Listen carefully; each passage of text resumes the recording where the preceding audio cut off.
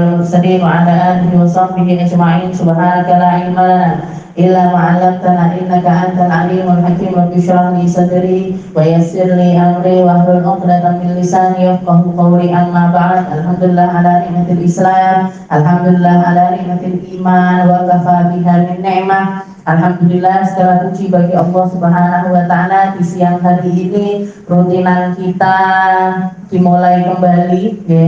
Alhamdulillah, ya, udah di WA terus kalau Mas Maria kapan dibuka, sekarang nih, ya. Sekarang alhamdulillah hari ini kita bisa berkumpul bersama atas hidayah dan juga inayah dari Allah Subhanahu wa taala. Semoga apa yang kita usahakan ini menjadi sesuatu yang bernilai, menjadi sesuatu yang diterima, menjadi sesuatu yang akan menjadi sebab bagi kita keselamatan di alam kubur kita, keselamatan di mahsyar kita, keselamatan ketika amal kita ditimbang, keselamatan ketika kita akan melewati sirat, dan keselamatan sampai bisa masuk di gerbang yang namanya surga. Di pintu yang tertulis di setiap pintu-pintunya, di setiap pegangan-pegangannya kalimat La ilaha illallah Muhammadur Rasulullah. Kalimat yang kita perjuangkan seumur hidup, kalimat yang kita perjuangkan setiap masa-masa kita, kalimat yang harus terus dipelajari, kalimat yang harus terus dipendam, kalimat yang harus terus kita usahakan agar kalimat ini mau membersamai kita di dunia kita sampai akhirat kita. Satu kalimat yang sering kali Rasulullah Shallallahu Alaihi Wasallam melewati jalan-jalan yang ada di pasar-pasarnya Madinah, ataupun jalan-jalannya, ataupun rumah-rumah tetangganya, ataupun dimanapun beliau berada, dimanapun beliau berjalan, Rasulullah Shallallahu Alaihi Wasallam mengumpulkan orang sambil mengatakan ayuhan nas, ayuhan nas, ayuhan nas, hei semuanya, hei semuanya. Qulu la ilaha illallah, qulu la ilaha illallah. Katakan la ilaha illallah, katakan la ilaha illallah. Katanya para sahabat, biar apa ya Rasul? Biar apa kita mengucapkan la ilaha illallah? Katanya Nabi, qulu la ilaha illallah tuflihum. Katakan la ilaha illallah, kamu akan menjadi orang yang menang, kamu akan menjadi orang yang sukses, kamu akan menjadi orang yang selamat, kamu akan menjadi orang-orang yang dibalik sama Allah Ta'ala, dihindarkan dari api neraka dan dimasukkan ke dalam surganya.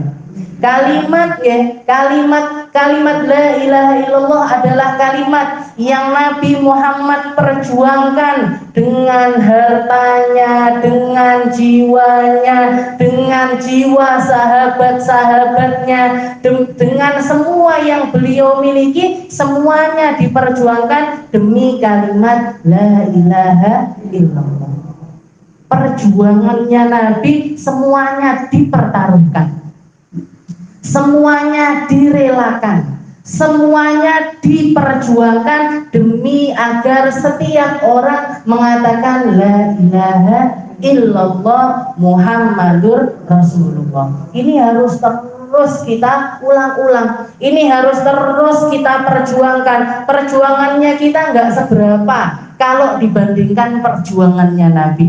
Yang kita lakukan tidak seberapa kalau dibandingkan yang dilakukan sama Nabi. Yang kita pertaruhkan demi kalimat la ilaha illallah ini tidak seberapa dibandingkan apa yang dipertaruhkan oleh Rasulullah Shallallahu Alaihi Wasallam. Nabi Muhammad rela kehilangan sahabat-sahabat tercintanya.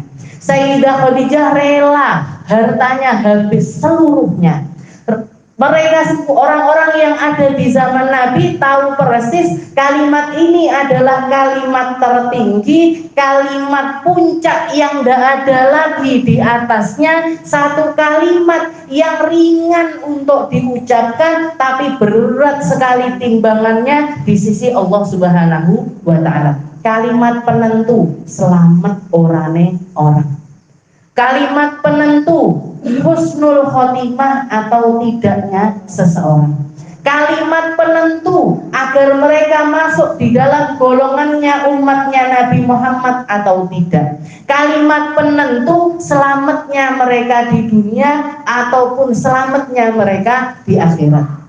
Di dunia selamat orang-orang yang lisannya basah dengan la ilaha illallah, yang hatinya ikrar untuk mengucapkannya mukhlisan minal qalb, ikhlas dari dalam hati yang paling dalam, seperti yang dikatakan oleh Rasulullah SAW, man qala la ilaha illallah sidqan min qalbi, barang siapa yang mengucapkan la ilaha illallah tulus dari dalam hati yang paling dalam, ikrar di dalam hati, mengatakan, bermunajat, berbicara kepada Allah Ta'ala, meminta persaksian dari Allah Ta'ala, la ilaha illallah, ya Allah, tidak ada satu hal pun di atas muka bumi ini yang patut untuk saya sembah kecuali Engkau.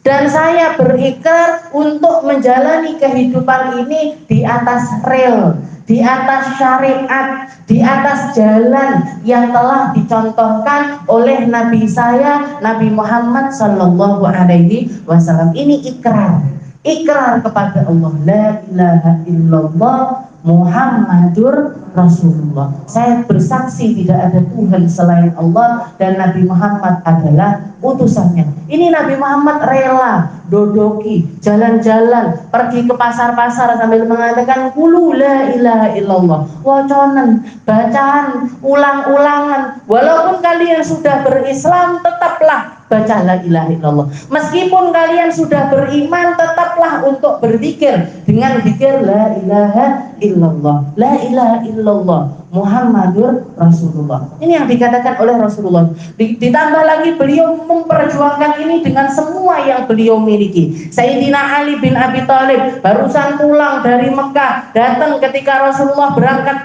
pergi ke negeri Khaybar, melakukan perang yang dilakukan selama berhari-hari, bermalam-malam, tidak takluk-takluk, saking kuatnya musuhnya, saking besarnya kekuatan musuh, dan juga saking besarnya pertahanan yang mereka miliki. Sehari tidak bebas, 2 hari tidak bebas, 3 hari tidak bebas. Akhirnya di malam yang ketiga Rasulullah SAW mengatakan, Hamalar Raya, besok yang akan jadi pemimpin peperangan yang berangkat menuju Khaybar, yang akan menaklukkan Khaybar adalah seorang laki-laki, rajulun yuhibbuhullah wa rasuluh, seorang laki-laki yang dicintai oleh Allah dan dicintai oleh Rasulnya. Besok pagi orang itu akan aku kasih bendera perang. Para sahabat sudah heboh ini. Sopo yo, paling Sayyidina Abu Bakar, paling Sayyidina Umar, paling Sayyidina Utsman. Siapa orang-orang yang lebih dicintai Allah dan lebih dicintai oleh Rasulullah daripada ketiga, keempat orang tersebut, Abu Bakar, Umar, Utsman, Ali, mesti salah satu dari mereka. Apalagi Rasulullah mengatakan yuhibbuhullah wa yuhibbuhu rasuluh. Orang yang dicintai Allah dan dicintai oleh Rasulullah Shallallahu Alaihi Wasallam. Orangnya dicintai, orangnya disukai, orangnya disayangi. Rasulullah senang sama orang-orang ini lebih dibandingkan apapun, dibandingkan sahabat-sahabat yang lainnya. Tapi diapain sama Nabi? Apa perlakuannya Nabi? Seperti apa Nabi memperlakukan mereka? Dikasih bendera perang, dikasih pedang, dikasih tombak, disuruh berangkat perang. Perang niku Bu nggih, perang itu nggih, berangkat itu taruhannya satu kata, maju, menang, lek ndak ngono mati.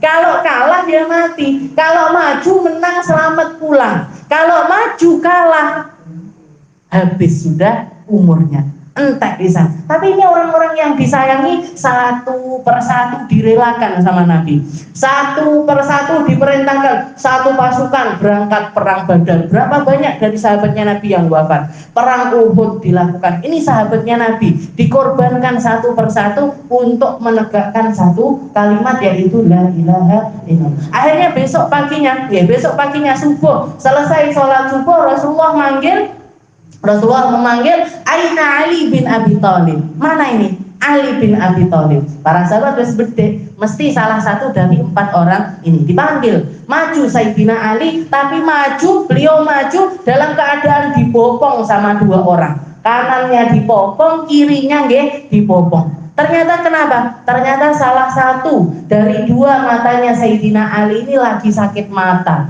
Sakit mata sing nemen bendul sampai tidak bisa kelihatan apa-apa. Nggih, dipopong di hadapan Rasulullah Shallallahu Alaihi Wasallam. Katanya Rasulullah, ya Ali, ihmil hadzal rayah, wahai Ali, bawaan bendera perang ini kamu sekarang yang jadi pemimpin perangnya. Katanya Sayyidina Ali, tapi mataku sakit ya Rasul, mataku belen buat melek aja sulit, kok disuruh jadi pemimpin perang? Ndak pakai 1, 2, ndak pakai panggilkan dokter, apa golek no tetesan mata sing paling apik, ndak. Diludahi sama Rasulullah, setelah itu diusap. Mari langsung. Waktu itu juga sembuh matanya Sayyidina Ali. Bahkan Sayyidina Ali mengatakan, mundu hadzal yaum, sejak hari itu mataku, entah yang kanan entah yang kiri, mataku yang diludahi sama Nabi, diusap sama Nabi sehingga sembuh dari sakit mata itu, sampai saya mati tidak pernah sakit mata lagi. Bahkan yang ketika saya menua, salah satunya sudah mulai rabun, yang diludahi sama Nabi tidak rabun sama sekali. Ini Rasulullah Shallallahu Alaihi Wasallam. Diambil royahnya, diambil bendera perang tersebut. Setelah itu Rasulullah mengatakan, imshi ya Ali, berangkat wahai Ali, jangan mundur lagi, jangan pernah kamu membalikkan badanmu, jangan pernah kamu itu mundur dari peperangan ini. Imdi bismillah, berangkatlah dengan nama Allah Subhanahu wa Ta'ala. Jalan Sayyidina Ali sampai di depan pintu masjid, beliau tidak noleh sama sekali, tetap membelakangi Rasulullah Shallallahu Alaihi Wasallam sambil mengatakan, ya Rasul, bima uqatiluhum ya Rasul, dengan apa saya memerangi mereka ya Rasul. Jadi nuruti apa yang dikatakan Nabi, jangan balik lagi badanmu. Maka beliau berjalan, nanya sambil membelakangi Nabi, mengatakan, kaifa uqatiluhum ya Rasul, dengan apa saya memerangi mereka ya Rasul. Maka Rasulullah mengatakan, qatilhum bi annahum yashhaduna an la ilaha illallah wa anna Muhammadar Rasulullah. Perangi mereka sampai mereka mengatakan la ilaha illallah. Perangi mereka sampai bersyahadat, perangi mereka sampai berikrar Islam, perangi mereka sampai mengakui bahwasanya tidak ada Tuhan selain Allah dan Nabi Muhammad adalah utusan Allah. Qatilhum. Jadi perangi mereka sampai yashhaduna alla ilaha illallah wa anna Muhammadar Rasulullah wa ayyuqimuna shalah wa yu'tuna zakah, dan sampai mereka melaksanakan sholat, sampai mereka melaksanakan zakat, sampai mereka melaksanakan zakat. Kalau mereka sudah seperti itu wahai Ali, kalau mereka sudah sampai ke tahap yang itu wahai Ali, maka berhenti untuk memerangi mereka.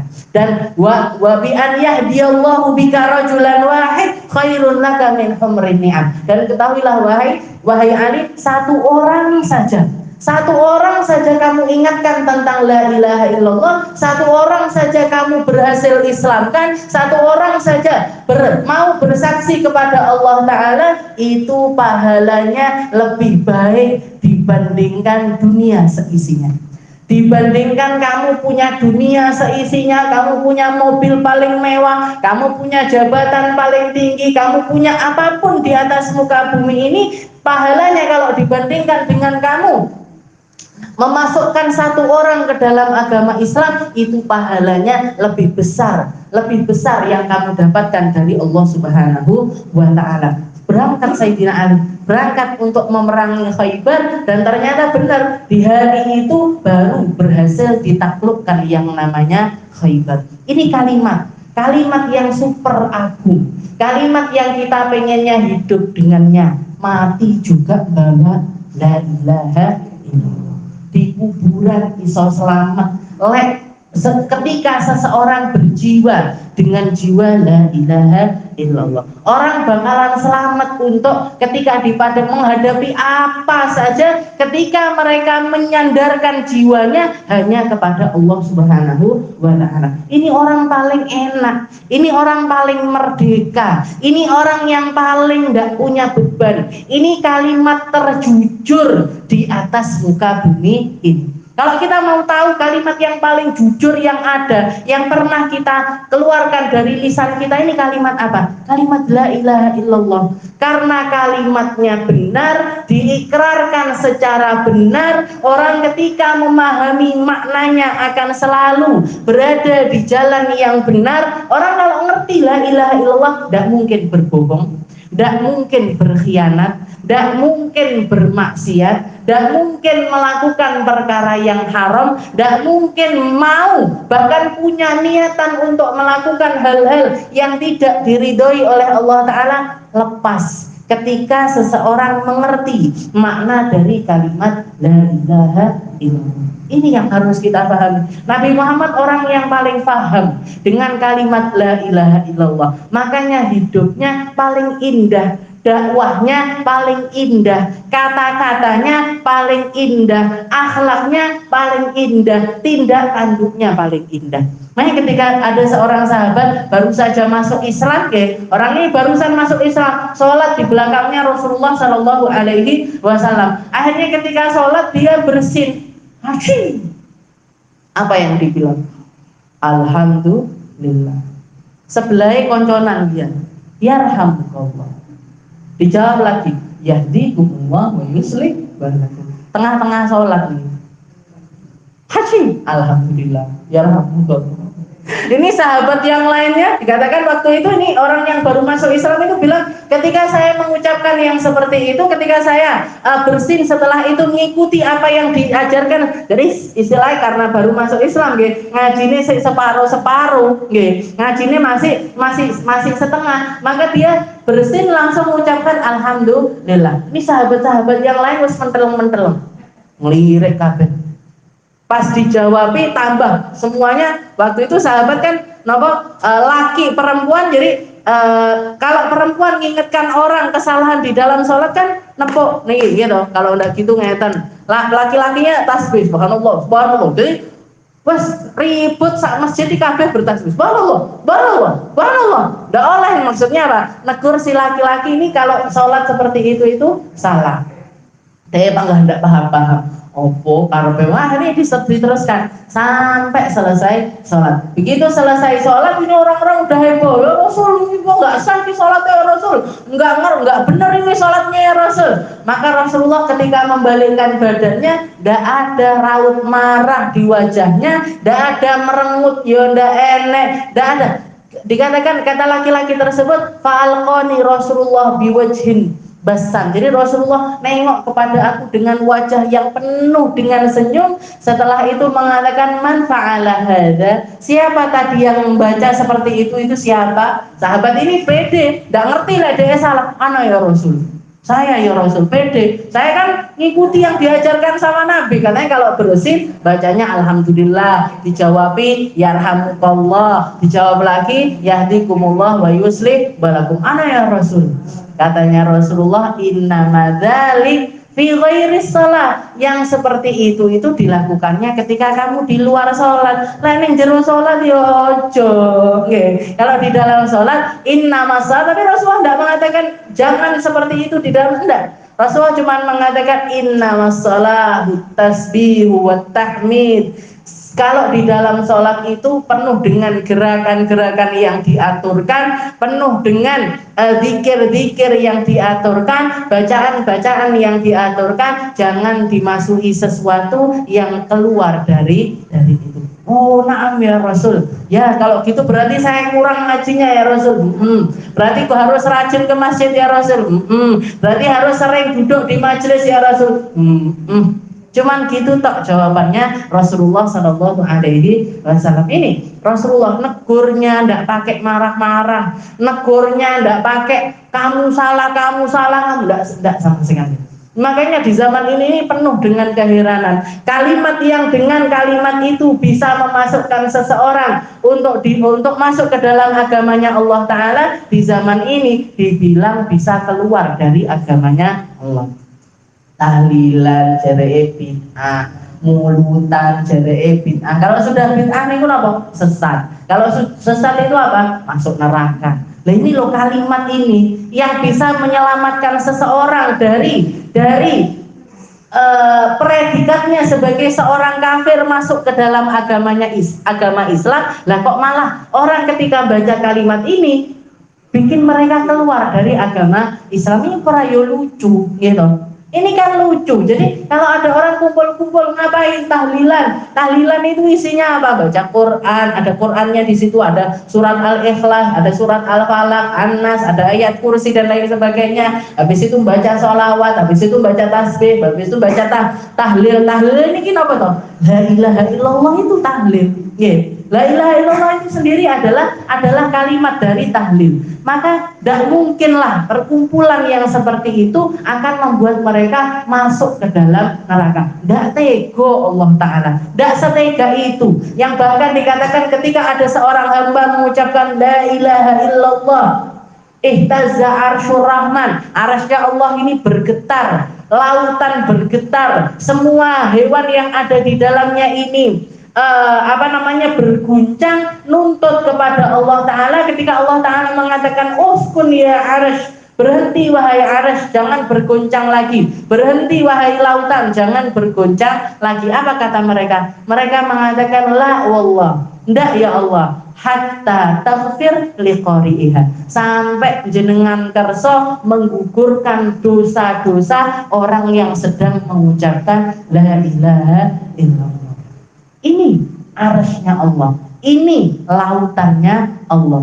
Lah kok ada segelintir orang mengatakan dah mlebu neraka sing tahlilan, dah mlebu neraka sing mulutan, dah mlebu neraka itu sing sedekah di tempat-tempat yang seperti ini. Apa ini kalimat seperti apa? Tidak mungkin ajarannya Rasulullah seperti itu, tidak mungkin cara-cara yang diajarkan oleh Allah. Ini orang-orang yang paling paham makna, paling paham jalan, paling paham syariat, paling paham dengan karepe Rasulullah Shallallahu Alaihi Wasallam. Tidak ada di dalam hati mereka kecuali pengen orang-orang ini selamat, seperti yang dilakukan oleh Sayyidina Ali bin Abi Thalib tengah-tengah peperangan. Di tengah-tengah peperangan, ketika beliau sudah mau nebas kepalanya orang kafir, orang kafirnya sudah ada di depan mata, ini pedangnya Sayyidina Ali sudah ada di lehernya. Si laki-laki tersebut ngeludahi Sayyidina Ali, cuy, didoni Sayyidina Ali. Setelah itu langsung diangkat pedangnya Sayyidina Ali. Setelah itu katanya Sayyidina Ali, ukhruj, ngalih kamu, pergi kamu, kabur kamu sekarang juga. Setelah itu Rasulullah Sayyidina Ali mengatakan, idhab lan tamuta hatta tashhadu an la ilaha illallah.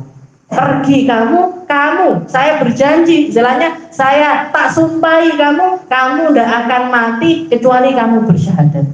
Kamu pasti akan mati, istilahnya kamu tidak akan mati kecuali kamu mengucapkan la ilaha illallah. Pergi kamu sekarang. Setelah itu dia mengatakan, ya Ali, lima dzaka ya Ali. Kenapa wahai Ali? Kok kamu ketika istilahnya aku sudah kematian sudah di depan mata saya, ini pedangmu sudah nempel di leher saya, bahkan leher saya sudah terluka dari pedang kamu, tapi kok tidak diteruskan ketika aku meludahi kamu? Kenapa wahai Ali? Katanya Sayyidina Ali, saya tidak mau menebaskan, istilahnya pedang saya ini pantang untuk menebas leher seseorang kalau niatnya bukan karena Allah.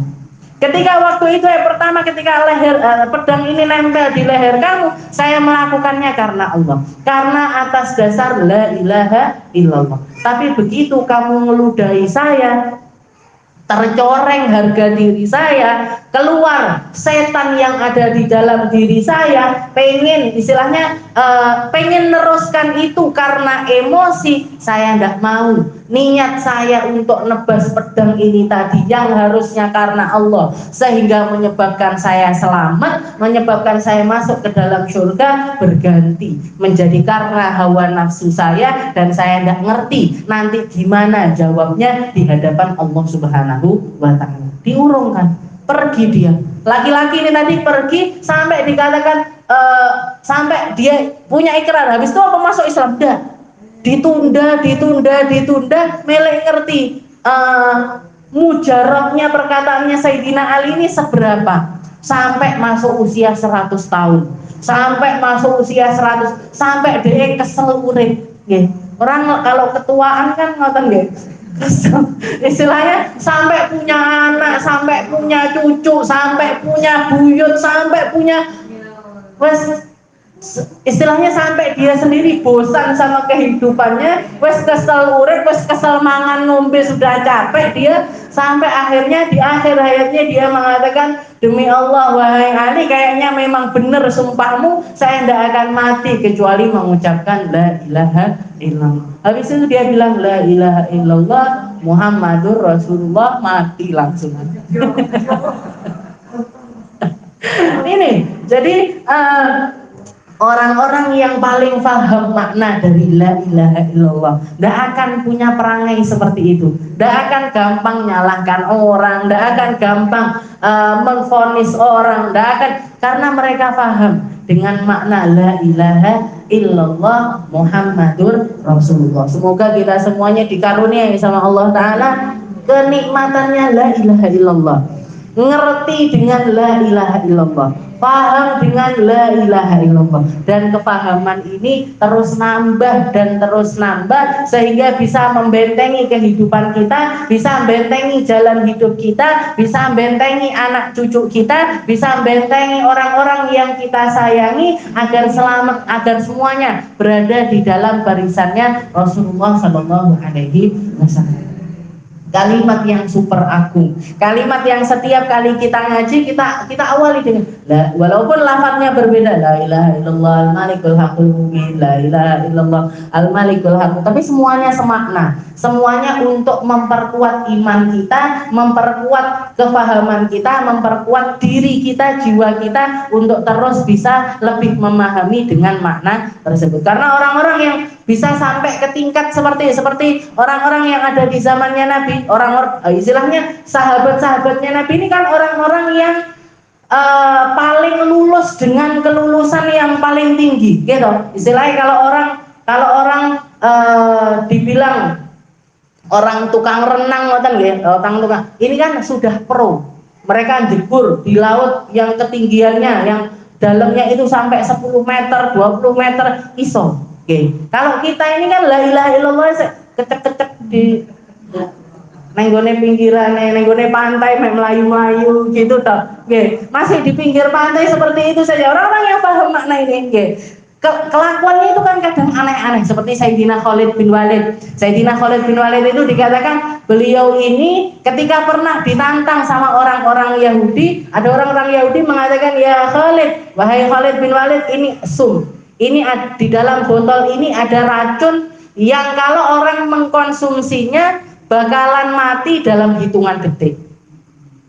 Kamu mengatakan ada kalimat yang diajarkan oleh nabimu, wahai Khalid, katanya kalau orang yang mengatakan bismillahirrahmanirrahim la yadurru ma'asmihi syai'un fil ardi wala fis sama' wa huwas samiul alim lam yadurruhu syai'. Ini katanya Nabi kan, orang yang baca bismillahirrahmanirrahim la yadur, dengan nama Allah yang dengan namanya nggak akan berpengaruh apapun yang ada di atas muka bumi ini, baik itu di langit ataupun di bumi, syai'un fil ardi wala fis sama' wa huwas samiul, dan Allah Ta'ala yang maha mendengar, Allah Ta'ala yang maha mengetahui tentang segala. Yang baca kalimat ini lam yadurruhu syai', mau orang pengen mencelakakan lewat arah manapun tidak akan berpengaruh. Minum ini dengan bacaan itu jajal didelok mati apa enggak. Katanya Sayyidina Khalid tadi, kayak nih, sini racunnya. Diminum, sebelum minum beliau membaca bismillahirrahmanirrahim la yadurru ma'asmihi syai'un fil ardi wala fis sama' wa huwas samiul alim. Diminum sama beliau. Ditunggu sak jam, 2 jam, sedino, rong dino ndak mati, nggak meninggal dunia. Kenapa kok seperti itu? Karena level imannya, level la ilaha illallahnya itu istilahnya pro sampunan. Lek kita bismillahirrahmanirrahim sek mamang ngombene sek karo ngene mati apa ora bunuh diri namanya. Boleh enggak kita ngikuti Sayyidina Khalid? Enggak boleh, Bu. Bunuh diri ini namanya. Kita istilahnya orang yang bisa mempraktekkan itu adalah orang-orang yang paham tentang dirinya, paham dengan kefahamannya, paham dengan la ilaha illallah yang nancep di dalam diri mereka. Allah Ta'ala memperlakukan mereka dengan perkara-perkara yang luar biasa, perkara-perkara yang aneh-aneh. Satu, minum racun dengan baca bismillah. Satu lagi ngobrol sama asap, ngobrol sama singa. Dikatakan ada salah satu sahabatnya Nabi namanya Safina, Maula Rasulillah, namanya Safina. Safina itu artinya kapal. Jadi namanya dia ada anak dikasih nama sama ibunya kapal. Nah, tapi masuk Islam setelah itu jadi maulanya Rasul, jadi tangan kanannya Rasulullah, seringkali bawa sandalnya dan lain sebagainya. Pernah suatu hari beliau ini naik kapal, naik ke atas kapal, kena badai, kapalnya pecah, nggak karu-karuan. Beliaunya ngambil satu kayu sampai akhirnya nyampe di tepian sama beberapa sahabat yang lainnya, sak rombongan. Begitu nyampe ke pantai, masuk ke dalam hutan, ketemu sama singa. Katanya Safina, ini balik di belakang laut, ini di depan singa. Istilahnya maju salah, mundur ya salah. Ini sahabat yang lainnya sudah gemeter, ini kipiye wes habis sudah. Kita keluar dari kematian menuju kematian yang lainnya. Kayaknya memang ajal kita sampai di sini. Akhirnya Sayyidina Safinah ini tadi maju mendekati si singa itu tadi sambil mengatakan ya Safinah, wahai ya Asad, ya Abul Harith. Jadi orang Arab itu kalau nyebut singa itu Abul Harith, ya Abul Harith, ana Safina, Maula Rasulillah. Wahai singa, saya ini Safinah, pembantunya Rasulullah. Saya ini Safinah, pembantunya Rasulullah Shallallahu Alaihi Wasallam. Dullani ala tariq. Dengan namanya Nabi Muhammad, kasih tahu saya jalannya keluar dari hutan ini. Dikatakan si singa itu tadi tahu-tahu gini, ngeten. Ngendus sambil gini-gini di kakinya Safinah itu tadi. Jadi kakinya Safinah digini-giniin kayak kucing kan senengane main-main di kakinya orang ini, tapi ini singa. Lawe dia wes ora rita. Nah, kan setelah seperti itu dia jalan, ditunya ini Safinah sama rombongannya ini ngikuti di belakangnya si singa tersebut. Setelah itu singanya nunjuk. Jalannya lewat sana. Setelah itu Safinah dan rombongannya pergi. Sebelum pergi mengucapkan salam kepada si singa tersebut, terima kasih karena karena engkau menyelamatkan kita dengan namanya Rasulullah Shallallahu Alaihi Wasallam. Aneh, sahabatnya Nabi hidupnya itu di dalam kehidupan yang semacam itu. Sayyidina Anas bin Malik punya tisu, punya sapu tangan, beliau punya sapu tangan. Ketika ada tamu, ada beberapa orang tabiin bertamu di rumahnya Sayyidina Anas bin Malik. Anas bin Malik ini ngasih kepada pembantunya, ya jariyah, pembantu ini cucian ini, bersihkan si sapu tangan ini. Diambil sama pembantunya, dilemparkan ke perapian. Dilempar ke orang Arab punya biasanya musim dingin ada perapan gitu, isinya kayu bakar terus ada apinya. Ini si sapu tangan ini dilemparkan ke dalam tempat tersebut. Heran ini tamu-tamunya, ki pembantunya piye toh? Kon ngumbah disuruh bersihkan kok malah dimasukkan ke dalam perapan. Ya mesti kebakar, ya mesti hangus terbakar. Tapi setelah itu dikatakan si tamunya ini ngelihat jariyahnya itu, setelah itu ngambil satu kayu, diorek-orek di dalam perapian itu, diambil kotorannya tok yang hilang, si sapu tangannya istilahnya ndak kebakar sama sekali. Heran ini tamu-tamunya nanya kepada Sayyidina Anas bin Malik, ya Anas, man sahib halal mindil, siapa yang punya sapu tangan ini wahai Anas? Katanya Sayyidina Anas, hada mindil Rasulullah sallallahu alaihi wasallam. Ini sapu tangan yang pernah dipakai sama Nabi buat ngelapi keringatnya. Dan semua yang pernah nyentuh apa yang keluar dari Nabi, tidak mungkin lantamas sahunnar, tidak akan pernah tersentuh api, baik itu api dunia apalagi api di akhirat nanti. Ini saya setiap kali nyuci, setiap kali bersihkan sapu tangan ini caranya seperti tak masukkan ke dalam api, kotorannya istilahnya ingusnya atau apa yang nempel di situ bakalan dibakar sama api, tapi sapu tangannya tidak akan pernah terbakar oleh api karena pernah nyentuh tangannya Rasulullah Shallallahu Alaihi Wasallam. Ini orang-orang yang level pertama, orang-orang yang keluar dari madrasahnya Rasulullah, yang sekolah di sekolahannya Nabi, lulus di tangannya Nabi, belajar langsung dari Nabi. Mereka orang-orang yang paling paham makna la ilaha illallah wa anna muhammadar rasulullah. Maka tidak ada jalan bagi kita kecuali ngaji. Tidak ada jalan kepada kita kecuali belajar. Tidak ada jalan bagi kita kecuali ngambil dari ulama. Ulama ngambil dari gurunya, gurunya ngambil dari gurunya, gurunya ngambil dari gurunya, terus nyampe kepada Rasulullah Shallallahu Alaihi Wasallam. Dan tidak boleh sampai terputus. Tidak boleh kita belajar sendiri. Tidak boleh orang mengatakan, oh saya mau belajar hadis, saya mau belajar tafsir, saya mau belajar Al-Quran. Tidak usah ada guru, karena Mbah Google tok ae iso, kata Ustadz YouTube ae iso, kata Ustadz yang ada di Instagram dan lain sebagainya saja bisa, ngambilnya sepetik. Tidak bisa, tidak ada jalan bagi kita kecuali ngambil dari ulama dari gurunya dan terus sampai kepada Rasulullah Shallallahu Alaihi Wasallam. Karena ilmu ini warisan, ilmu ini adalah pemberian, ilmu ini adalah sesuatu yang diwariskan sama Nabi Muhammad kepada zamannya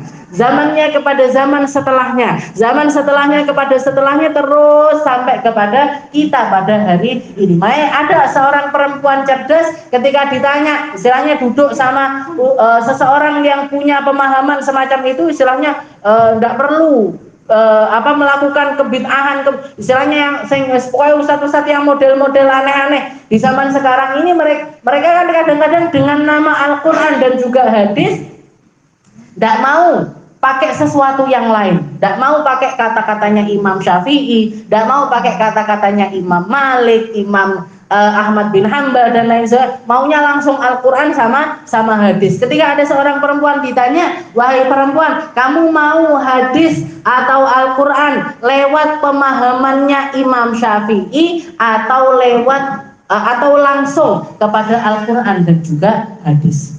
Ini kan orang-orang kadang terpikatnya, oh iya Imam Syafi'i sama Rasulullah kan tinggian Rasulullah. Nah, gitu, tinggian Rasulullah, tidak mungkin Imam Syafi'i itu setara dengan Rasulullah Shallallahu Alaihi Wasallam. Katanya perempuan cerdas ini, dia mengatakan saya milih perkataannya Imam Syafi'i.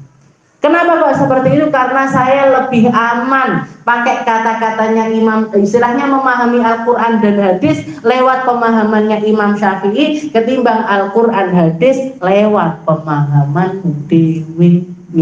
Lewat pemahaman saya udah aman sama kamu, tapi saya lebih aman kalau mengikuti Imam Syafi'i, ngikuti Imam Maliki, ngikuti Imam Nawawi, ngikuti Imam. Makanya kita belajar selalu pakai kitab gitu. Di sini saya pakai Bidayatul Hidayah, Kamis pagi saya pakai Sulam Taufik, nanti di kitab di majelis saya Udul Licin, Risalatul Muawanah dan lain sebagainya. Kenapa? Saya udah aman kalau ngaji pakai kata-kata saya sendiri.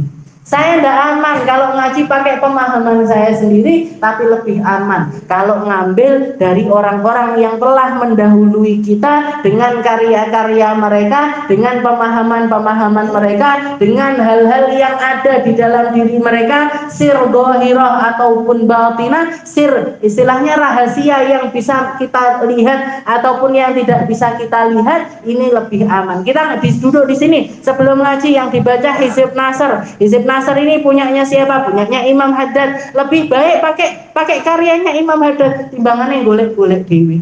Pagi di situ baca rotib Haddad. Kenapa? Mendingan pakai rotibnya Imam Haddad timbangannya nyusun dewe. Nah, apa yo saiki adewe ngajine kata apa? Oh la ilaha illallah dhisik, bareng ngono iki, bareng ngono. Ndak aman kalau kita. Kalau Imam Haddad insya Allah aman. Kenapa kok baca burdah? Yang ngarang burdah orang yang paham. Kenapa kok yang dibaca Maulid Habsyi? Yang baca Maulid Habsyi, yang ngarang, yang bikin, yang nyusun orang yang paham, orang yang ngerti makna dari apa yang disampaikan oleh Rasulullah Sallallahu Alaihi Wasallam lewat lisan guru-gurunya. Ketimbang kita ngarang ndak karu-karuan dadine, ndak enek sirnya, ndak ada rahasianya, ndak ada sesuatu yang dititipkan di situ, karena kita ndak aman, tapi mereka insya Allah aman. Jadi seperti itu pemahaman kita di dalam mengkaji segala sesuatu yang datang dari Allah Subhanahu wa Ta'ala. Mugi-mugi diistiqomahkan, mugi-mugi digampangkan, mugi-mugi dikasih kesehatan terus, kesehatan dohir maupun kesehatan batin, sehingga kita terus bisa mengkaji tentang la ilaha illallah dan semua hal yang rahasia yang terkandung di dalamnya. Kita dikasih kesempatan sama Allah Ta'ala untuk mengambil bagian darinya, mengambil sesuatu darinya, agar kita bisa terus memprotek diri kita dengan kalimat itu di dunia, sehingga Allah Ta'ala menyelamatkan kita di akhiratnya nanti. Dan semoga Allah Subhanahu wa Ta'ala menjadikan kita hamba-hamba yang terus bisa melafadzkan la ilaha illallah di kehidupan kita, dan sampai kematian kita digampangkan untuk mengucapkan la ilaha illallah. Ala hadhihi niyah wa ala niyatin salihah wa ila hadratin Nabi Muhammad sallallahu alaihi wasallam bisirril Fatihah.